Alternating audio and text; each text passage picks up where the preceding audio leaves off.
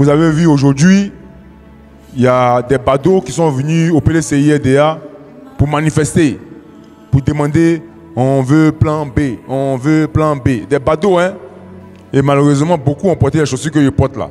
C'est pourquoi ça fait que les gens pensent que quand tu portes chaussures là, c'est que tu n'as pas réussi. Ok, ça là, c'est chaussures de combattants.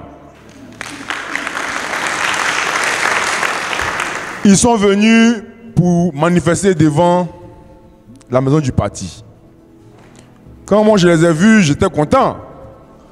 Parce que ça montre clairement que nous, à notre niveau là, on a déjà choisi notre candidat.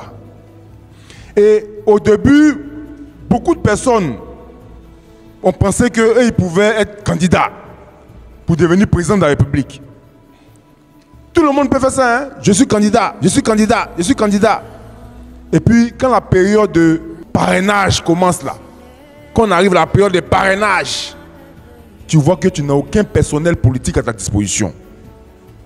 Donc tout d'un coup, ils ont dit qu'ils veulent revenir au PDCI. Et comme depuis ils crient, on ne les écoute pas, ils ont envoyé les bateaux pour crier plan B, plan B, plan B. Nous on les regarde. Parce que ce parrainage là, c'est compliqué pour avoir ça. Il y a beaucoup de personnes qui ont dit qu'ils sont candidats, hein? Mais parrainage est arrivé là. Est-ce qu'on entend quelqu'un encore? C'est le début du commencement. Maintenant, ce que je déplore, c'est que vous savez que notre meeting, notre marche que nous devions avoir, c'était prévu pour le mercredi. Et ce mercredi, nous avons porté l'information à la préfecture d'Abidjan. Et la préfecture d'Abidjan nous a recommandé de faire notre marche le samedi. Mais aujourd'hui, là, c'est pas jeudi. Ils ont dit que c'était un jour ouvrable. Ils préfèrent qu'on fasse un week-end pour ne pas créer de perturbations. Mais pour que tu puisses manifester, marcher ou faire des sittings, il faut au préalable informer la préfecture d'Abidjan. Ça, c'est la loi. Donc, ce qui me gêne, c'est que est-ce que ces gens qui sont venus devant le PDCI-RDA là, ils ont informé la préfecture d'Abidjan?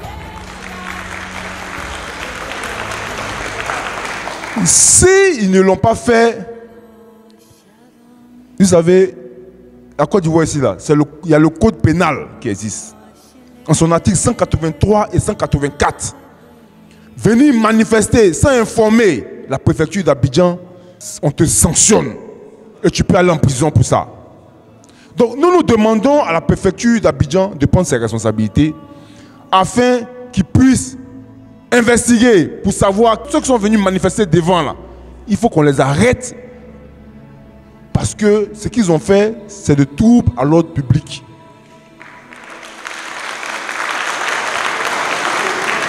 Maintenant, s'ils ne réagissent pas pour vraiment confirmer, on ne demande pas autorisation, hein, c'est une information qu'on vous dit qu'on va manifester.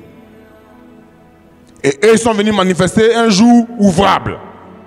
Alors que nous, on nous a demandé de reporter parce qu'on ne veut pas de troubles. Donc, pour moi, je suis convaincu que ceux qui ont manifesté là n'ont pas informé la préfecture d'Abidjan.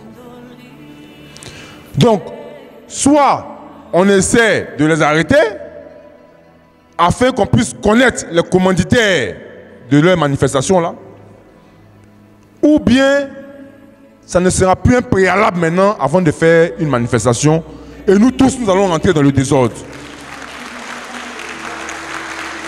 On ne va plus aller informer la préfecture d'Abidjan avant de faire nos manifestations. Parce qu'il y a des gens qui manifestent sans informer la préfecture et nous, on ne peut pas nous exiger qu'on doit le faire.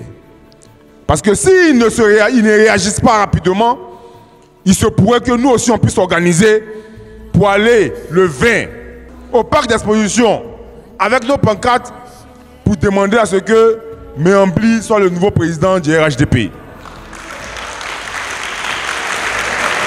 On va demander à ce que ce soit Méambli, le nouveau président du RHDP et le candidat du RHDP. Parce que c'est eux qui veulent imposer les candidats des autres partis. Nous aussi, on va leur imposer un candidat qui est Méambli.